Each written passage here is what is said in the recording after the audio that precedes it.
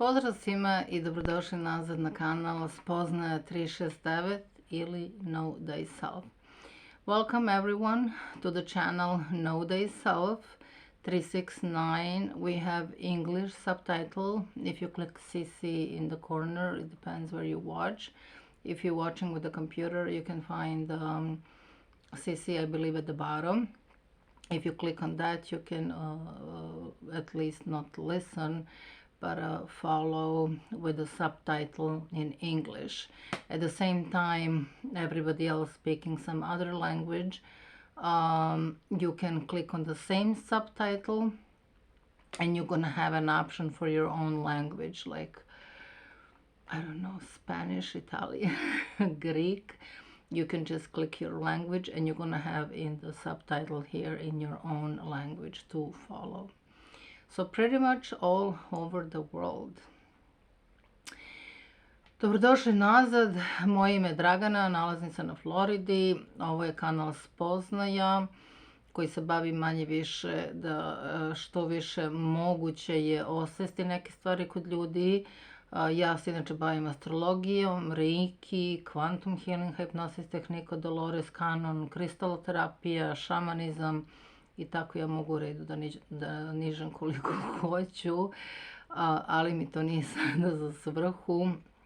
Za svrhu mi je da kažem da imam jako puno iskustva rada sa ljudima na svim nivoima, prvenstveno u medicinskoj struci, pa onda ne znam preko emotivnog razvoja mog, pa preko mentalnog, pa preko duhovnog, i ja mislim da sam konačno došla u ovu fazu da neću da kažem više ne radim, radim još uvek, ali da sam sebe nekako stacionirala ovde na YouTube-u i sve što imam da kažem i uglavnom preko YouTube-a, da bi sebi uštedila energiju. Kad me ljudi pitaju kako ovo, kako ono, ja ih samo, umjesto da ponavljam svakom ponaosob, ja sam sve skoncentrisala ovde, svo svoje znanje, energiju, vreme delim, svoje usluge naplaćujem.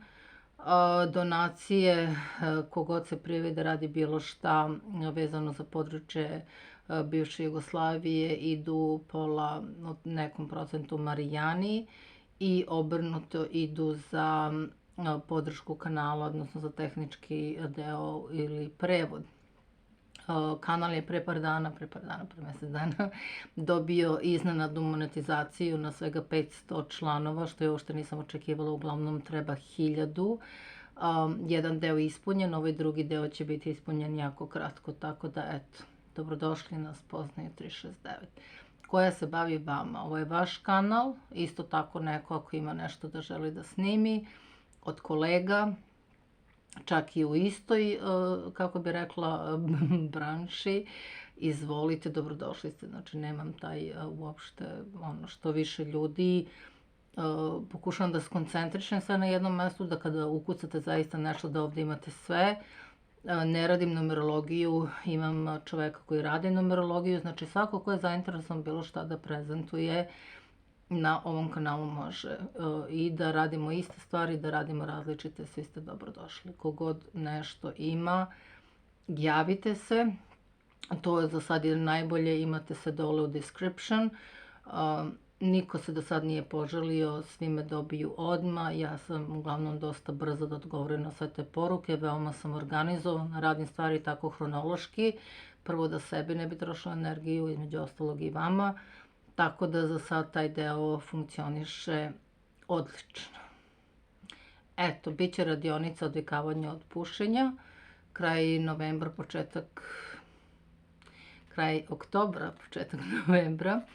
Još će biti detaljno naznačen datum kada se svi skupe, 10 ljudi za početak će biti maksimum, bit će online, i kada se ljudi prijave, kada se vidi odziv, odredit ćemo i datum. Ali, kažem, početak kraj oktobra, početak novembra. Da iskoristim dokle traje, ja mislim tamo do nekog novembra 4. Izgodni i nezgodni, ako možemo tako da nazovemo, tranzit Saturna u Ribama.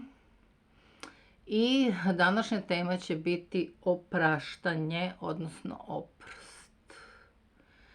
to je tema.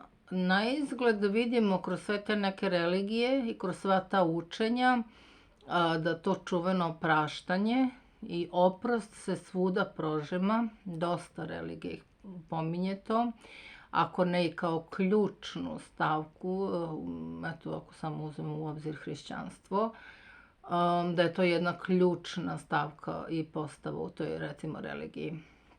Ako bismo gledali prema tome, onda zašto to ne bi bila i ključna stavka u našem životu? Dosta smo pričali, danas je išao video karma i hrišćanstvo, pravili smo malo poređenje i tako dalje, da uvek ima nešto da smo mi pogrešili, zgrešili ili da je ostalo nekog karmičkog duga ili nekog disbalansa i kako god i mi sad nadolazimo na to.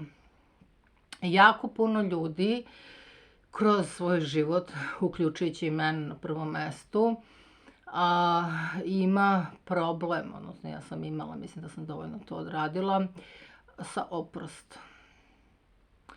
Nekada se stvari dese mimo naše volje, mimo naše kontrole, dese se možda nekada mnogo rano određene povrede za koje mi nismo imali vremena ni da se razvijemo, ni da porastemo, ni da dobijemo koncept o ovom svetu u kome se nalazimo, a recimo možda je došlo do jedne određene povrede. Čim se desi povreda, mi to uzmemo k sebi, uzmemo ka svom srcu i tu povredu znamo jako, jako dugo da ne puštamo.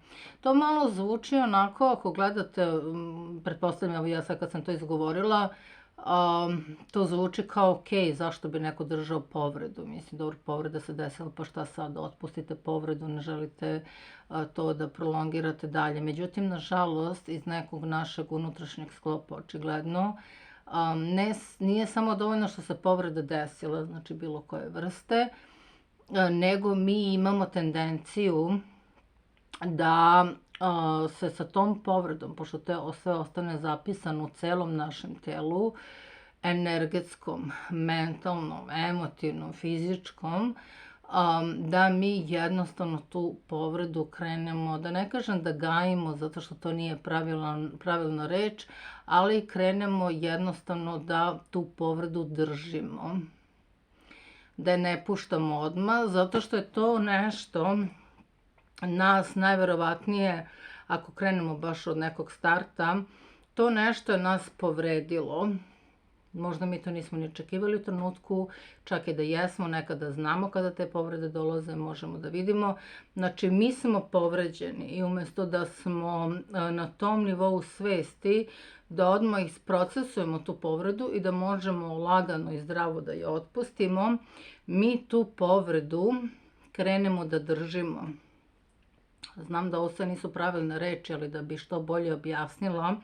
I recimo ta neka povreda, bukvalno da je zamislimo energetski, da ona jeste živa, da je ona jedno telo energetsko, je unutar nas. I uglavnom je nastanjena u tom 4. energetskom centru, gde se nalazi između ostalog i taj oprost. I mi tu jednostavno, ona se tu nekako ulogori, ona se tu nekako ugnjezdi i polako postane deo nas i mi krenemo da živimo s tom povredom i ona postane jednostavno naš život, između ostalog. Umjesto da radimo na njoj i da je otpustimo, mi krenemo da živimo sa tom povredom. U jednom trenutku mi ne vidimo više razliku, to vam je ono žaba kad je bacite u vrelu vodu pa ona iskoči, ili žabu koju krčkate u onoj vreloj vodi pa ona ostane tu, ne vidi tu razliku. Tako se isto desi sa povredom. Znači ta povreda tu negde krene da bude protkana kroz naša sva polja i jednostavno ona postane deo nas. Postane naše normalno, da prosto mi u patološkoj osnovi, ako uđe u tu fazu, u jednom trenutku ni ne želimo, jer mi smo toliko navikli, znam da ovo zvuči malo bolesno, ako ćemo već raditi neku etiketu i uopšte kad se govori zvuči kao, mislim, ali u jednom trenutku ona toliko postane deo nas da je to sad naša normala, nova normala, što bi rekli u današnje vreme. Mi ne vidimo više razliku da je to povreda, mi smo se jednostavno saživjeli sa time. Ako tako nastavimo da živimo svoj život, mi ga živimo u bolu i opet kažem, mi srodimo se sa tim bolom i bol nam nije strana, nego poznata stvar i tako nastavljamo. Tako da ne možemo da imamo ni dobar odnos sa sobom, ni dobar odnos sa okolinom i uopšte stvari u životu koje radimo neće nam ići najbolje. Imaćemo problema i na poslu i bit ćemo nezadovoljni i tako dalje, jer ta povreda i taj bol i ta povreda jednostavno imaju tu svoju frekvenciju koja nama onemogućava da mi jednostavno živimo jedan ispunjen život. Sada, postoji taj koncept kojim se ja bavim i ja sam ga nazvala karmički koncept, baš sam izabrala tu nekako savršenu reč da bude to koncept, karmički obrazac, karmički koncept, o tome imate jako puno, preko možda 10, 12, 13 videa. I postoji oprost na karmičkom nivou, znači ko veruje u karmu i prošle živote, postoji oprost na karmičkom nivou. Onda postoji oprost na ovom nivou, u ovom životu, ako se zadržimo samo na ovaj život, to je što je. Postoji oprost u tom. Uglavnom su oni nivelisani, znači kažem ko radi sa tim konceptom karme, uglavnom su oni nivelisani, oni su jedno te isto, jer smo došli odande, prenijeli ovde, pa i ovde smo se povredili da odradimo taj, ali ajde da ne mešamo. Znači u bilo kom slučaju postoji to. I ukoliko ne odradimo to zdravo, da prepoznamo da mi u svakom trenutku u ovom životu negde nekako, neću da kažem moramo, ali ćemo biti povređeni. Znači ne postoji osoba, evo ja za svo ovo vreme boravka na planeti Zemlji nisam upoznala ni jednu osobu da nema neku svoju priču, svoju tužnu priču, svoju traumu, svoju neku bol, svoju neku povredu. Jednostavno nisam. Što znači da 90 i ne znam 8-9% nas to ima. I kažem, to je u redu zato što ovaj koncept na planeti Zemlji koji smo mi došli jeste dualan. Plus pozitivno lepe stvari i obrnuto minus negativno. Znači ovdje je nemoguće da ne dođe do povrede. Prosto je nemoguće zato što je tako je napravljeno, takva je postava ovdje u plus i minus. Ako imate plus i minus, jedan dan će biti sunce, drugi dan će biti kiša. Znači jedan dan će, jedno vreme ćete imati lep period u vašem životu, drugi neki period nećete imati. I to je normalno. I normalno je da ako kažemo, evo sada, da ćemo negde biti povređeni, da će neko nas povrediti i obrnuto da ćemo mi nekog povrediti. Sada, jako je bitno, znači sa tom, baš smo je ovako uokvirili, možemo kao loptu stavimo sa tom povredom, šta ćemo mi da radimo unutar nas. Recimo u nekoj ste vezi, neko vas je izdao, povredio, prijatelj, gde god hoćete nađete za sebe povredu. Znači, kada vi uzmete odgovornost, cela stvar se vodi na to da mi nad svačim, znači nad karmom, nad našim životom, nad svačim, literalno svačim, svakom trenutku uzmemo odgovornost. Jednom kada to uzmemo, onda ćete sebe zapitati koji deo mene želeo sad da bude povređen, recimo, i onda ćete tako krenuti da živite. I sve manje, kada krenete da osvestite to kod sebe i kada krenete da živite svesno, sve manje ćete biti povređeni, ja to mogu da vam potpišem. Kada krenete da uzimate odgovornost i da živite svesno, sve manje ćete u ovom životu biti povređeni, zato što vi ste onda uzeli odgovornost. Najlakši mi je primer drugi čovek, znači ne uzimamo oblik hrišćanstva, jedan obraz, drugi obraz, znači druga osoba. Ako se vi ružno ponašate prema njoj, recimo literalno, sad da kažem najgrublji primer da bi se razumelo, i toj drugoj osobi udarite šamar, recimo, ona će vama nazad udariti šamar i vi ćete biti povređeni. Ali ako vi uzmete odgovornost da vi ne trebate to da radite drugoj osobi, nego da je tretirate, ne znam, sa respektom, u ljubavi, ovako ili onako, onda vi nećete most likely doživjeti 90% povrede te osobe. Ukoliko program nije nesvestan, znači mi možemo s jedne strane svesno da se ponašamo dobro, a sa druge strane nesvesno da prizovemo povredu u svoj život, između ostalog. Vidim da se ovo više svodi na povredu nego na oprost, ali da stanemo ovde sa povredom. Znači, desila se povreda, mi bi trebali zdravo to jednostavno da procesujemo, da objasnimo sebi, da prođemo kroz taj proces neophodan isceljenja, znači da prihvatimo tu povredu, da vidimo zašto, kako, ako možemo sebi da objasnimo, da uzmemo odgovornost koji je naš udeo u tome što smo mi sada povređeni, čime god, kako god.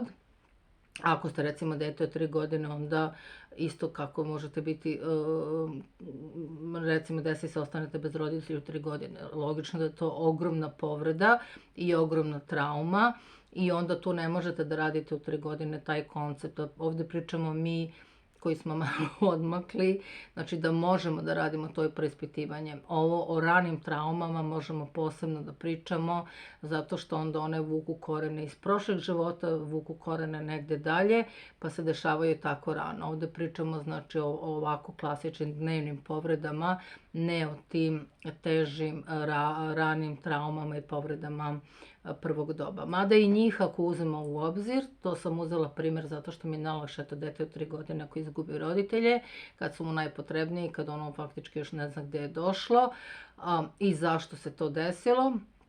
Opet sa karmičkog nivoa može da se uzme odgovornost, ali ovde je ključ ovaj oprost.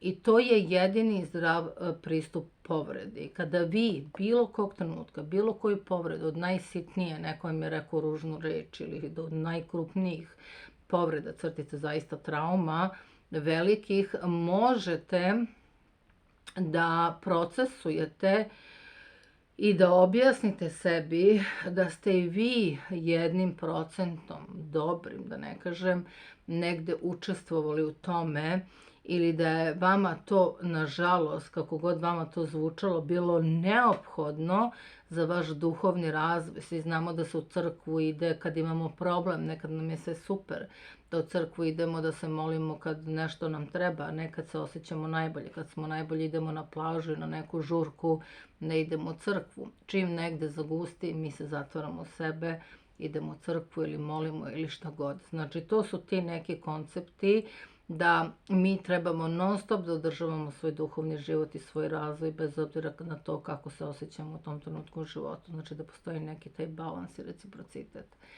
Oprost je ključna stvar. Oprostiti na izgled drugoj osobi izvan koja je nas povredila znači samo jedno. Crtica, oprostiti sebi. Oprostiti drugoj osobi koja nas je povredila, kojim god gestom hoćete, znači oprostiti sebi. Jer vi ste negde ta osoba koja je vas povredila. Povreda spolja ne može da se desi ukoliko nije nešto iznutra tražilo tu povredu. Najveći, najuzvišeniji mogući čin koji se graniči, znači kada oprostite, ne možete nikada da oprostite ukoliko nemate ljubav. Kad imate ljubav unutar sebe i kada je ljubav dovoljno jaka, onda vi opraštate. Ukoliko nemate ljubav unutar sebe, povreda ostaje i vi nemate kapacitet, jednostavno ne možete da oprostite povredu. I uglavnom ide onda fokus, ta osoba me povredila, ta osoba me povredila. U stvari, prst bi trebao da se okrene na ovu stranu. Ja kada krenem sada, recimo u mom životu, ne znam, pre par godina, kada kažem ta osoba me povredila, ja sam to kod sebe recimo iskorigovala i koristim rečenicu ja sam sebe povredila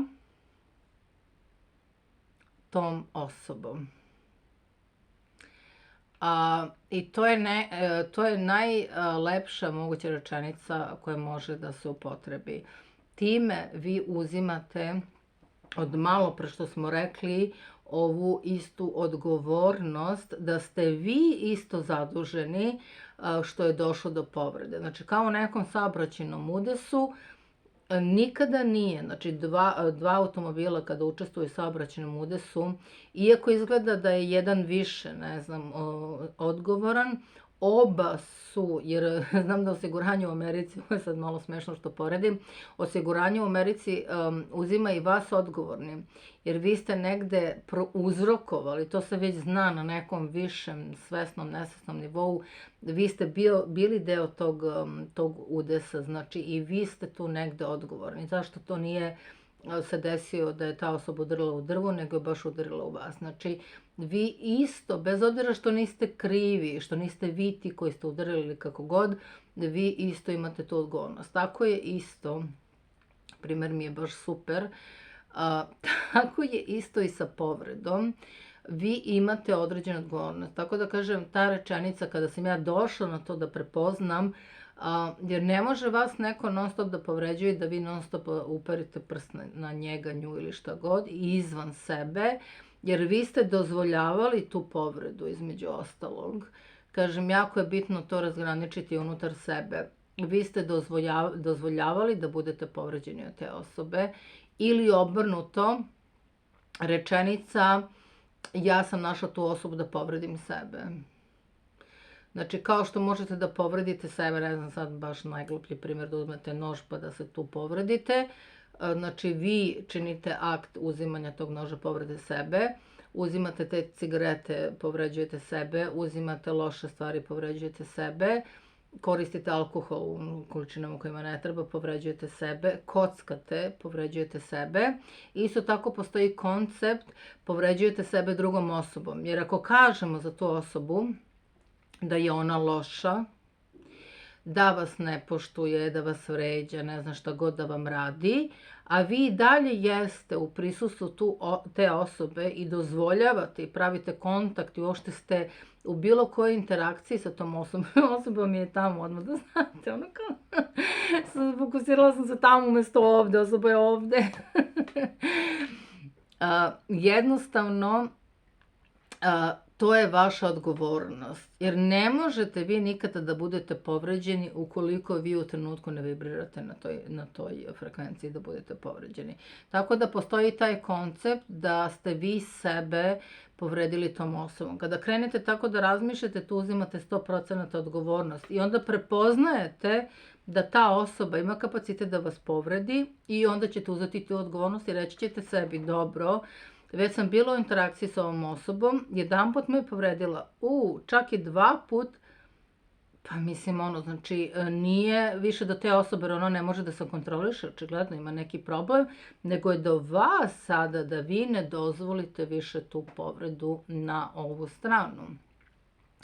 Zato je oprost, kažem, koristim još ovaj tranzit retrogradnog Saturna u Ribama, mislim da je pravi trenutak za ovu temu, da vi oprostite sebi, znači opraštam sebi što sam sebe povredila sa tom osobom. To je baš onako malo visok čin i u redu je teoretski, ali ga treba sprovesti zaista u frekvenciju vašeg srca. Zaista treba da vibriram taj oprost, opraštam sebi što sam sebe povredila sa tom situacijom ili sa tom osobom i tako dalje, zato što jeste manje više tako, jer ta povreda nije došla samo s polja tek tako, nego je došla od nekud iznutra, ali se manifestovala s polja, pa vama izgleda da je to unutra.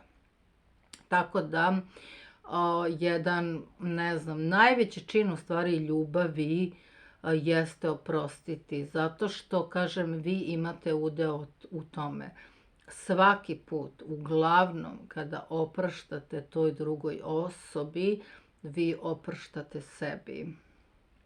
Ako se vratimo sad malo dublje, odnosno dalje ili više, kako god hoćete, na karmički koncept, i jedna stvar odmah da znate, kada je druga osoba uključena u našu povredu, onda nekako mi opraštamo njima, ali dosta puta smo videli situacije, ako se nešto desi onako malo individualno, recimo da žena izgubi dete, da ne znam, bio je saobraćajni udes, ovo su mi baš teške sada priče, bio je saobraćajni udes i jedino ste vi preživjeli, svi ostali su mrtvi.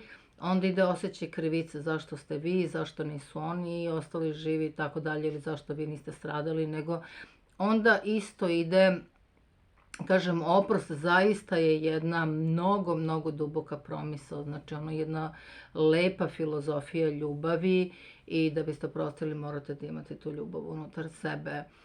I rekli smo da ako se vratimo na karmički koncept, ako smo mi ovde došli da nadomestimo taj neki balans, očigledno smo nešto prema sebi pogrešili, između ostalog gradili smo hrišćanstvo u poređenju sa karmom. Hrišćanstvo se svodi na greh, na koncept greha i greh se prašta između ostalog. I opet se vraćamo, znači, na taj oprost, nalazi se u 4.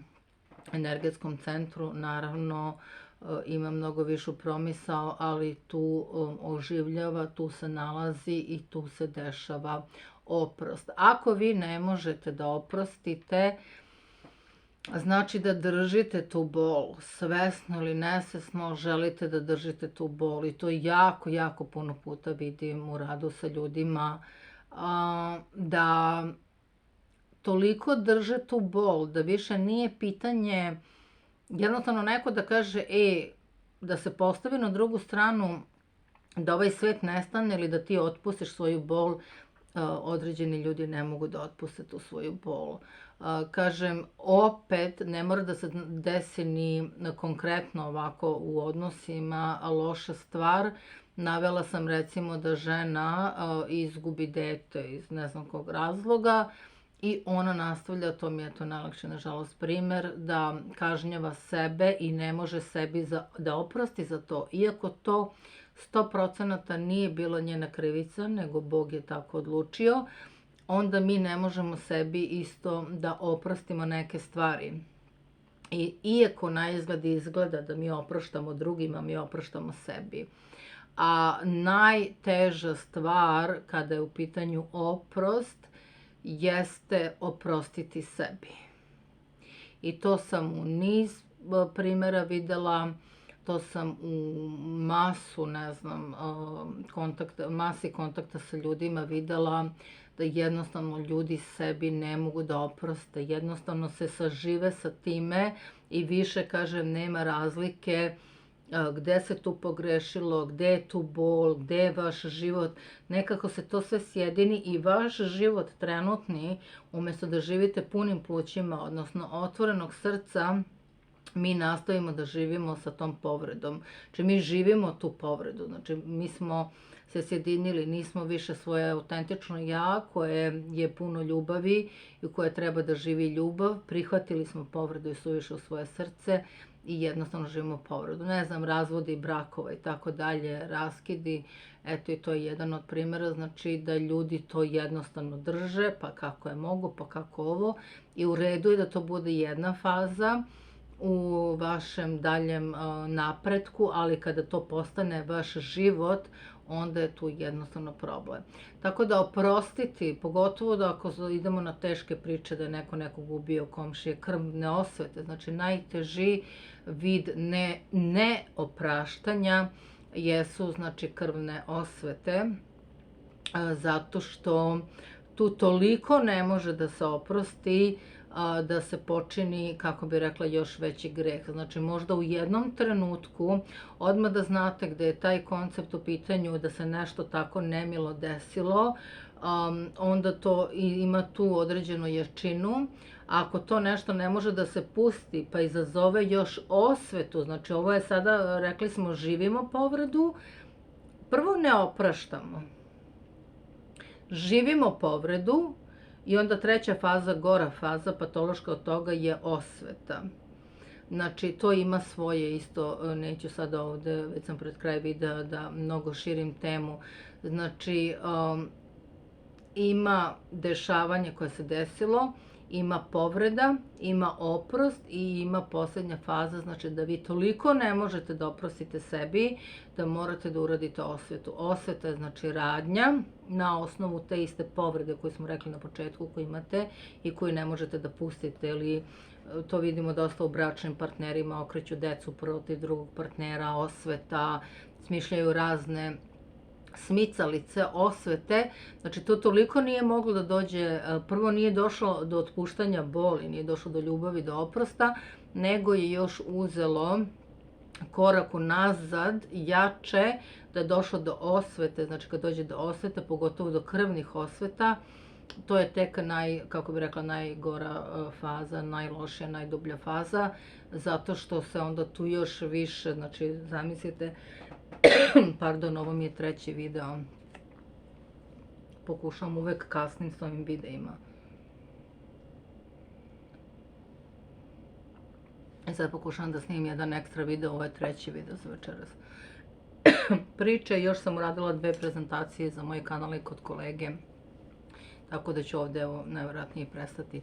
Tako da kad dođe do tog koncepta krvne osvete, to znači da ne samo da niste mogli da otpustite bol i da oprostite, nego je vaša bol toliko uzela primat da vi radite novu pogrešnu radnju, odnosno svetite se, pogotovo, kažem, jedno je osveta neke druge vrste, jedno je krvna osveta. Zapratite kanal, stavite like, podelite sa drugim ljudima. Kanal zaista ima sve i svašta. U smislu duhovnog razvoja, u smislu rada na sebi, astrologije, karme, evo konačno i oprosta. Da li sam se ovdje zaglavila zaista sad na oprost ili sam se zaglavila na 5. video snimanja? Jako je bitno oprostiti sebi.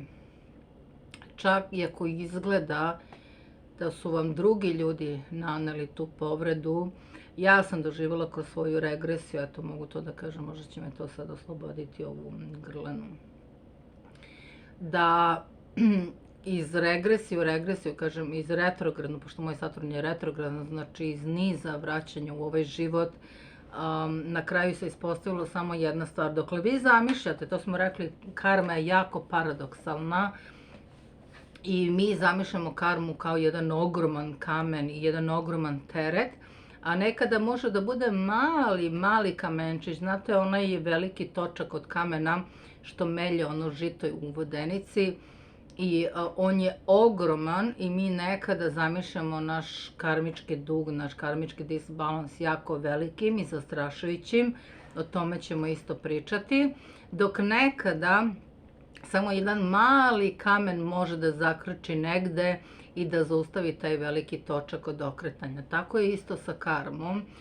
Dok sam ja mislila po težini kako ja emotivno, moja karma je emotivna, i po svojoj emotivnoj karmi ja vičem, pa šta sam ja ovo uradila kada ovoliko ispaštam. To je isto bila rečenica u jednom trenutku, jer sam tako doživljavala, reko, prosto više ne mogu da verujem, reko, šta se ovo deša, šta više, gde da uradim da se nešto promeni.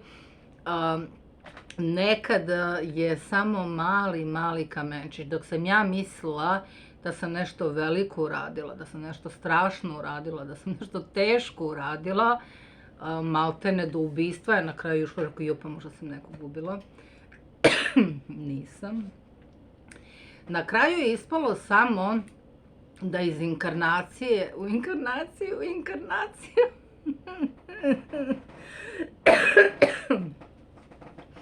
ja nisam imala ljubavi, hrabrosti i snage da oprostim sebi. Na kraju sve ono što je meni otežavalo ovaj moj život ovde, sada na planeti Zemlji, dok sam ja razvijala, pa šta sam to toliko, misleći na tu stranu, kada sam odradila regresiju, i opet kažem, to već traje dosta godina, na kraju je samo dobijen produkat da ja nisam mogla da otpustim povredu i da oprostim sebi. I onda sam ja to prihvatila iz toga. Rekla sam, dobro, ako si dobila taj rezultat sada i to saznanje, pokušaj da radiš na tome. Znači, pusti one teške priče da se nekog ubila, da si ovo, da si ono, jer u mojoj emotivnoj, ekstremno emotivnoj karmi, podznak raka, južni čvor u raku, ja sam imala utisak da toliko sam to teško emotivno doživljavala, da sam imala utisak da ja stvarno, reko, ne znam šta sam uradila, zato što je to kad imate toliko emocija, vaša percepcija onako pod lupom, ogromna za male stvari. Tako sam ja bila ekstremno emotivna. Dok nisam uzela taj, kažem, tu promisao da kažem, da sam prihvatila to što sam dobila kao produkat regresije i rekla, pa ja samo treba sebi da oprostim. Jer svi koji sam, ako sam i povredila nekog u tom procesu, se pokazalo već da jesu meni oprostili i imam dokaze za to. Ali ja sam kočila. Zato kažem, karma nekad može da bude jedna mala mrvica gde mi jednostavno ne možemo od tog velikog problema koji mislimo da imamo, da vidimo jedan mali mikroproblem koji jednostavno koči to veliko. I onda sam ja rekla, dobro, ajde sad onda radi na oprostu sebi. Šta god da si ikad pogrešila prema drugim ljudima, prema sebi na prvom mestu, kreni da radiš taj proces. I kako sam ja krenula da radim taj proces, sve se drastično popravilo. Te emocije toliko teške i pod lupom da sam sve ekstremno emotivno doživljavala, je počelo da gubi svoj intenzitet zato što sam sve više nadolazila na to da opraštam sebi. Zato je taj, evo koristim ovaj retrogradni Saturn u ribama, jako visoka jedna promisao. Moje Saturn retrogradan u 12. polju, doduše u blizancima, i ovaj Saturn retrogradni u ribama da stavim ogroman akcenat, čak i za one stvari koje izgledaju nemoguće da nam je neko zaista uradio, da se vi fokusirate na oprost. Jer kažem, male su nekada stvari u pitanju. Pozdravljam vas sa ovim i vidimo se u sledećem videu. Vidite kako sam se i ovde pred kraj dosta zbunila, zato što je to meni bila najteža stvar u ovom životu, da oprostim sebi za ono što sam možda nekada uradila. I dobila sam već, pošto sam radila regresiju, ja sam u toj sledećem životu od te regresije, od tog života recimo gde sam pogrešila nešto, već po tom zakonu akcije i reakcije, ja sam već u sledećem, to imate film, imate jednu, imate drugu scenariju, imate treću. Znači, bukvalno mi je pokazano da od tog gde sam ja nešto kao to malo pogrešila, već sam u sledećem životu dobila da izbalansiram. Međutim, pošto ja nisam mogla da otpustim to, ja sam nastavila sebe da krivim, onda se desio još jedan život i onda sam išla sve dublje i dublje i onda sam došla do ovog života konačno, da sam skroz sebe satrala na početak, krvnički, znači to mi je trebalo, jer ja sad kad razmišljam šta sam ja sebi uradila u ovom životu, da sam trebala sebe bukvalno krvnički da stavim na taj početak i na to dno da bi prepoznala taj oprost. Nema veze, desio se, ali kažem, prošlo je mnogo inkarnacija, retrogradni Saturn u 12. polju, da bi ja to konačno spoznala. Toliko od mene. Stavite like, zapratite kanal, preporučite i vidimo se u sledećem snimku.